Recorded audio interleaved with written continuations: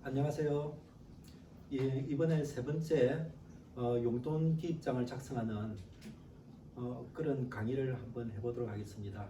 우리 학생들 잘 따라서 해보세요. 오늘은 실습을 하는 시간이니까 제가 하나하나 이렇게 하나하나 꼼꼼히 이렇게 강의를 할 때 잘 들으시고 이걸 잘 한다면 앞으로 이제 여러분들 직접적인 그 용돈 기입장이나 안 그러면 나중에 성년이 됐을 때 가계부 작성에 굉장히 많은 도움이 될 거예요.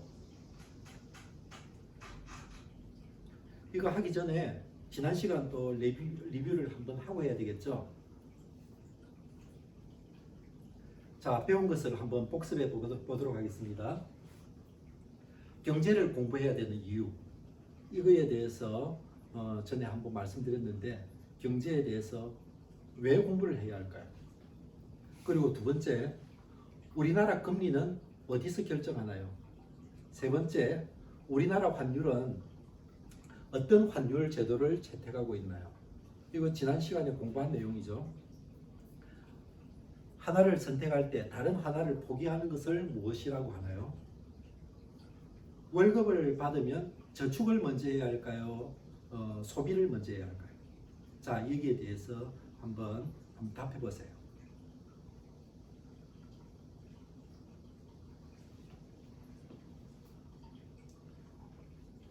다들 여러 가지 얘기를 하는데 일단 시간이 가니까 일단 정답을 한번 띄워보고 일단 말씀드릴게요. 우리가 경제를 공부하는 이유는 여러 가지 중요한 것도 많지만 어떤 것을 더 잘 할 수 있기 때문이에요. 경제를 공부할 이유는 경제적인 지식을 쌓는 것이 중요한 것이 아니고 어떤 일을 할 때 경제를 모르는 사람보다 더 잘 할 수 있기 때문에 경제 공부가 굉장히 중요한 것입니다. 그리고 우리나라 기준금리는 어디서 정할까요? 라는 질문이 있었는데 우리나라 기준금리는 지난 시간에 공부했듯이 한국은행에서 정하게 됩니다. 그리고 우리 지난 시간에 환율에 대해서 공부하였죠. 환율 어떻습니까? 두 가지 제도가 있다고 했는데 우리나라는 어떤 환율 제도를 채택하고 있을까요? 변동 환율 제도를 채택하고 있다고 말씀드렸죠. 맞아요. 변동 환율 제도입니다. 경제에 있어서 어떤 것을 선택을 하게 되면 어떤 것을 포기를 해야 돼요. 두 가지를 동시에 할 수 있는 건 별로 없습니다. 그래서 이럴 때에 한 가지를 선택할 때에 한 가지를 포기해야 되는 그것을 경제용어로 뭐라고 하느냐라는 그런 질문인데요. 그것을 우리는 기회비용이라고 합니다. 이건 굉장히 중요한 것입니다. 우리가 일상을 살아가면서 어떤 일을 할 때 우리가 어떤 것을 선택을 하게 됩니다. 그러면 포기한 부분에 대해서 반드시 그 부분에 대한 어떤 비용이 발생하게 되죠. 바로 그것을 얘기하는데요. 그것을 기회비용이라고 합니다. 우리 일상생활에서 많이 나타나게 됩니다. 무슨 말이냐? 예를 들어서 우리가 예를 들어 택시를 탔어요. 택시를 타게 되면 우리가 버스 타는 것을 포기했다는 얘기잖아요. 그러면 우리가 택시를 탔을 때에 우리가 버스를 타면 거기에 발생할 비용, 예를 들어서 뭐 1,400원이다, 1,500원이다 이러면 그 부분에 대해서 우리가 포기하고 택시 탄 거예요. 그러면 그것이 경제적으로 유리한지 택시를 타는 것이 유리했는지 이것을 비교할 수 있다라는 그런 개념이거든요. 그런 관점에서 기회비용이라는 것은 비교할 수 있는 부분이기 때문에 굉장히 중요한 경제 용어다라고 아시면 될 것 같습니다. 본론으로 들어가서 용돈기입장을 왜 작성해야 되느냐? 우리가 용돈기입장을 꾸준히 작성하게 되면 어른이 되어서 가계부 작성에 필요한 이런 훈련이 되기 때문에 우리가 이것을 작성을 한번 해보는 것입니다. 그래서 오늘 이것을 작성해 볼 텐데 다들 관심 가지고 집중적으로 이렇게 직접 작성을 한번 해보세요. 그리고 이것을 용돈기입장을 작성하게 되면 불필요한 소비 지출에 대한 이런 반성이 됩니다. 내가 이걸 왜 썼지? 내가 이거 괜히 소비 안 해도 되는데 했네. 이런 내용들을 반성을 하게 됩니다. 그래서 그 다음부터는 그런 실수를 하지 않는다는 것이죠. 그리고 난 뭐 용돈이 얼마 안 되는데 내가 그걸 왜 써야 되지? 이렇게 생각하지 말고요. 적은 용돈이지만 우리가 이걸 훈련한다 생각하고 계획적으로 이렇게 조금씩 쓴다라고 생각할 때에 굉장히 많이 중요합니다.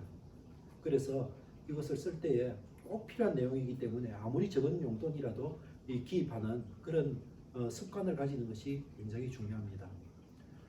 숫자적으로 합리적인 계획을 세우는 마인드를 가지는데도 이게 굉장히 중요합니다. 우리가 숫자적으로 구체적인 마인드를 가지지 않는다면 우리가 일상생활을 하는데 모든 것이 다 두리뭉실하게 주먹구구식으로 이렇게 생활하게 되는 겁니다. 그래서 우리가 숫자를 직접 기입해보고 숫자를 만져본다는 것은 우리가 굉장히 중요해요. 그래서 우리가 학교에서 산수를 배우고 수학을 배우는 이유가 바로 그것이거든요. 그렇기 때문에 우리가 꼭 산수, 수학을 떠나서 우리가 이것은 실생활에서 꼭 필요한 것을 연습한다라는 그런 차원에서 해보시는 게 좋을 것 같습니다. 용돈 기입장의 폼은 이렇습니다. 용돈 기입장의 폼 이렇게 일자가 나오고요. 또 어떤 내용을 쓰는 칸이 있습니다. 그 다음 수입에 대해서 적는 칸이 있고요. 그 다음 칸은 지출입니다. 그리고 그 다음 칸은 잔액입니다. 이런 폼으로 이렇게 되어 있고 밑에 보시면 저축에 대해서는 별개예요. 저축에 대해서는 별개로 이렇게 작성하는데 그럼 이런 용돈 기입장은 어떻게 작성하느냐? 이 폼을 가지고 우리가 하나하나 작성해보는 시간을 이번 시간에 갖도록 하겠습니다. 자, 먼저 작성 방법에 대해서 제가 말씀드릴게요. 이 작성 방법을 보시면 첫 번째 제일 윗칸부터 날짜 순으로 차례대로 이렇게 아래로 기입을 하셔야 됩니다. 두 번째 나한테 돈이 들어온 것을 기준으로 해서 나한테 돈이 들어왔다. 이것을 수입으로 잡아요. 그래서 수입 칸에 기재를 하시면 되고요. 그리고 나한테서 돈이 나갔다. 나가면 그것은 지출에 기입을 하시면 되는 겁니다. 그리고 어제 잔액이 있습니다. 어제 잔액이 있는데 그것을 이제 오늘 어떤 수입이 생겼어요. 그러면 그 수입을 더하게 되고 오늘 또 지출이 있어요. 그러면 그 지출을 빼서 그것이 이제 오늘 잔액이 되는 겁니다. 이런 순서대로 잔액, 수입, 지출, 잔액 이런 순으로 이렇게 기재를 하게 되는 겁니다. 그리고 매월 마지막에 남은 돈을 우리는 2월액이라고 합니다. 2월액이라고 해서 다음 달로 이렇게 2월을 하게 되는 겁니다. 그리고 전혀 별개로 저축은 조금 전에 그 화면에서 본 것과 같이 용돈의 그 폼에 상관없이 제일 밑에 별도 기재해서 별도 관리하게 되는 겁니다. 그렇게 되면 내 저축액이 얼마다라는 걸 금방 알게 되죠. 숫자를 작성할 때는 이게 숫자를 다뤄보신 분들은 잘 아는데 제일 뒷칸에서 세 번째마다 콤마를 이렇게 찍어서 이게 얼마다라는 걸 알기 쉽게 하기 위해서 콤마를 찍어요.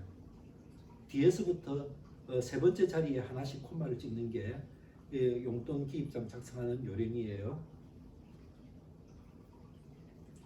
자, 그러면 직접 이제 실전으로 들어가 보도록 하겠습니다. 용돈 기입장을 이제 기입해 보세요라고 해서 이렇게 나와 있는데 이게 2013년도 7월 달에 그러니까 지난달이죠. 지난달에 용돈을 이제 받아서 남은 돈이 3,000원이 있습니다. 3,000원이 있으면 이것을 어떻게 할까요? 그리고 8월 1일 날 이제 엄마한테 이번 달 용돈으로 5만 원을 받았어요. 5만 원을 받았다. 그럼 이건 어떻게 기재하지? 그리고 8월 5일 날 경제 세미나 하는데 질문에 답변을 잘해서 상품을 받았어요. 그 문화상품권으로 5,000원을 상으로 받았어요. 이럴 경우는 어떻게 그걸 기입하지?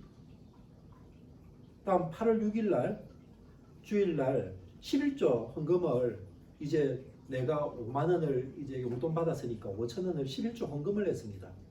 그리고 8월 10일 날 약국에서 상처가 나서 상처 연고 하나를 샀어요. 이런 경우. 그리고 8월 17일 날 문화상품권과 현금으로 책을 한 권 샀어요. 이런 경우는 어떻게 작성해야 될까? 그리고 8월 26일 날 친구들과 떡볶이를 사 먹느라 6,000원 썼어요. 이제 한 달 동안 이렇게 썼다고 가정을 할 때, 그리고 마지막 8월 31일 날 이렇게 하고 보니까 그래도 남아요. 그래서 3만 원을 저축하고 나머지는 다음 달로 넘겼어요. 이럴 경우에 8월 달, 이번 달 용돈 기입장을 어떻게 작성하는 것이 좋으냐라는 것입니다. 이것을 하나하나 한번 따라서 작성해 보도록 하겠습니다. 자, 첫 번째 어떻게 작성했느냐? 지난달에 이제 3,000원이 남았습니다. 3,000원이 남았으니까 이것이 이제 이번 달에 잔액이자 수입으로 잡힙니다. 수입으로 잡아도 되고요. 안 잡아도 상관은 없습니다.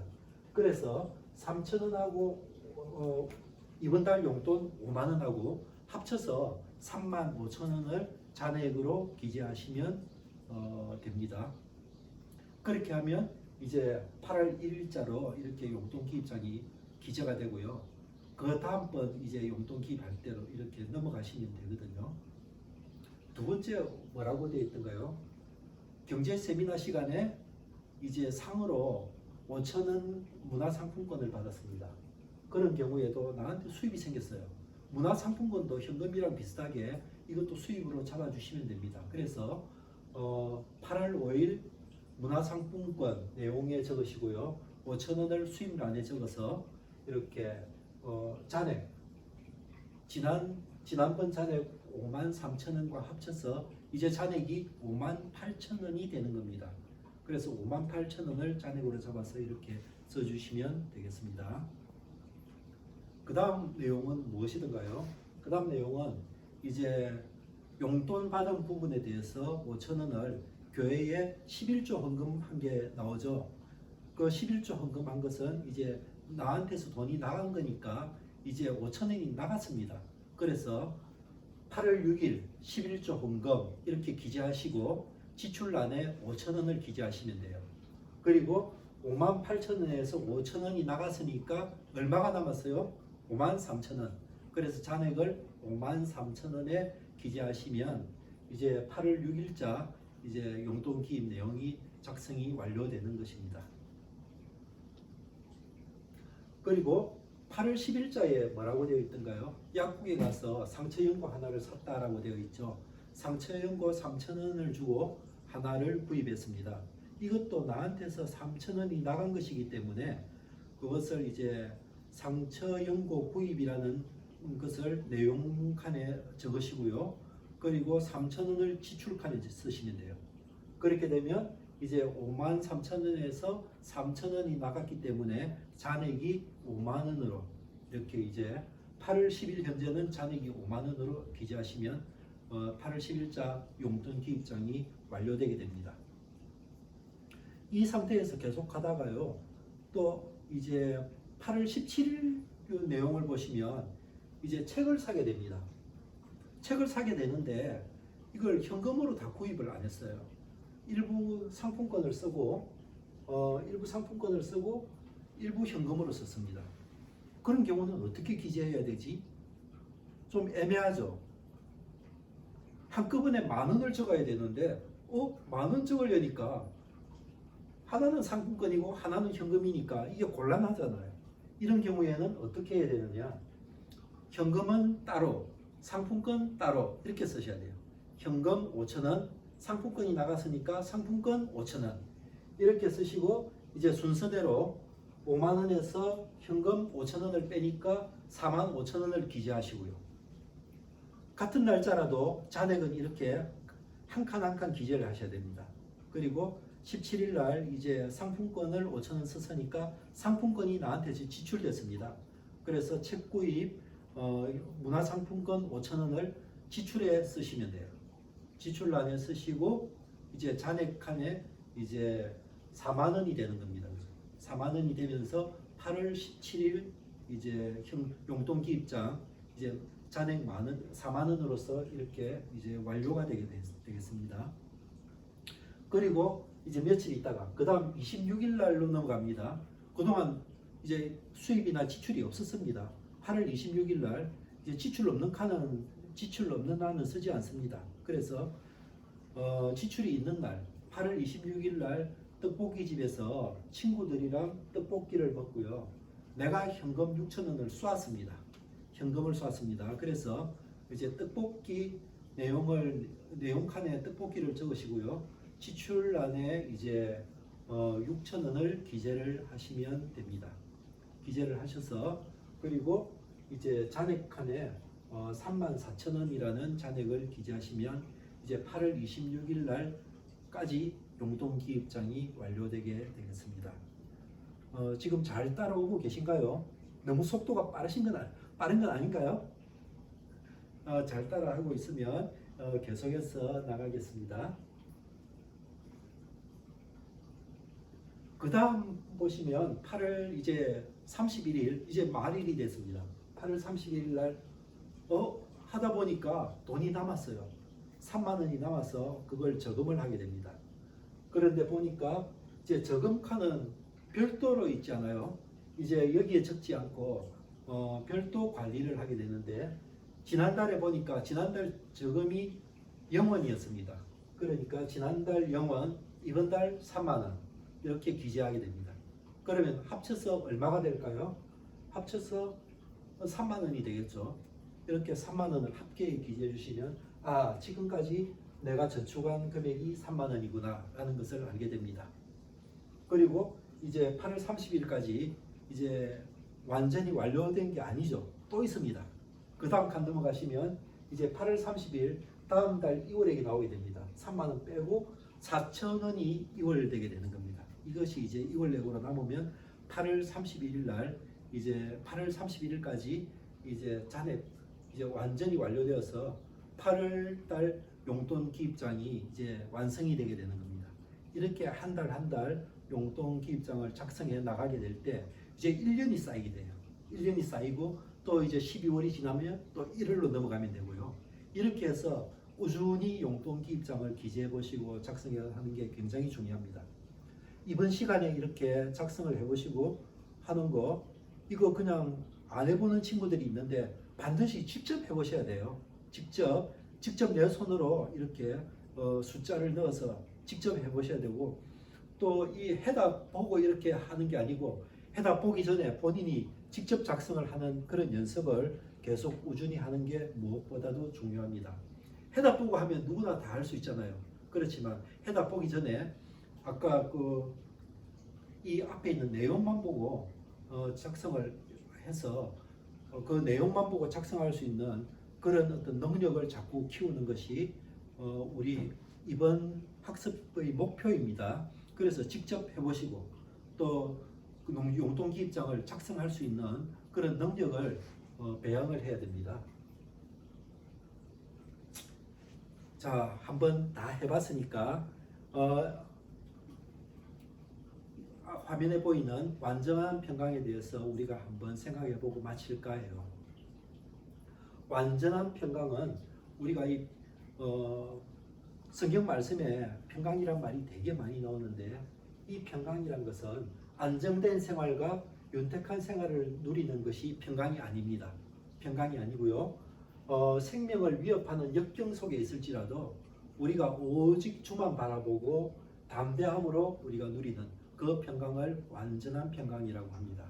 그러면 이 평강을 왜 경제 세미나 시간에 이걸 왜 소개하느냐? 이게 우리 세상을 살아갈 때에 굉장히 중요한 부분이기 때문에 그렇습니다. 우리가 정말 안정된 생활을 할 수 없고 그리고 생명을 위협하는 역경 속에 있다라는 이런 환경에 처하는 것이 경제적으로 이게 우리 개인적으로 다가올 때가 있습니다.